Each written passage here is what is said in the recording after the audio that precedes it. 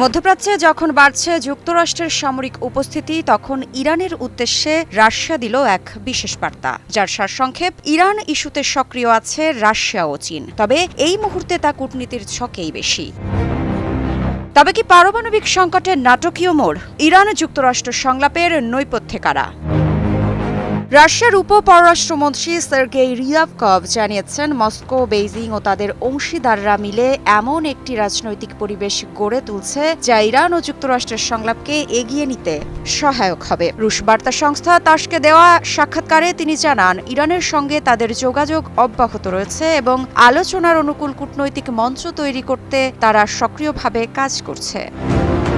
রিয়াবকভের বক্তব্য অনুযায়ী এখন মূল নজর রয়েছে ইরানের বহুপাক্ষিক কূটনৈতিক প্রচেষ্টার উপর। সরাসরি নয়, বরং আরব মধ্যস্থতাকারীদের মাধ্যমে যুক্তরাষ্ট্রের সঙ্গে আলোচনা চালিয়ে যাচ্ছে তেহরান। এই প্রক্রিয়াকে দীর্ঘমেয়াদী বলেই মনে করছেন তিনি, যা আন্তর্জাতিক সমীকরণে বড় ধরনের পরিবর্তনের ইঙ্গিত দিচ্ছে। সম্প্রতি ওমানে ইরান ও যুক্তরাষ্ট্রের মধ্যে পরমাণু কর্মসূচি নিয়ে নতুন দফা আলোচনা অনুষ্ঠিত হয়েছে। ইরানের প্রতিনিধি দলের নেতৃত্ব দেন পররাষ্ট্রমন্ত্রী আব্বাস আরাকচি, আর যুক্তরাষ্ট্রের পক্ষ থেকে আলোচনায় ছিলেন প্রেসিডেন্ট ট্রাম্পের বিশেষ দূত স্টিভ উইটকফ। বিশ্লেষকরা বলছেন, এই আলোচনার পেছনে রাশিয়া ও চীনের সক্রিয় ভূমিকা শুধু কূটনৈতিক নয়, কৌশলগত। কারণ ইউক্রেন যুদ্ধ শুরুর পর পশ্চিমা নিষেধাজ্ঞায় চাপে থাকা রাশিয়া চায় মধ্যপ্রাচ্যে নতুন জোট গড়ে তুলতে। একইভাবে চীন ও যুক্তরাষ্ট্রের প্রভাব কমিয়ে বহুমাত্রিক শক্তির ভারসাম্য তৈরি করতে আগ্রহী।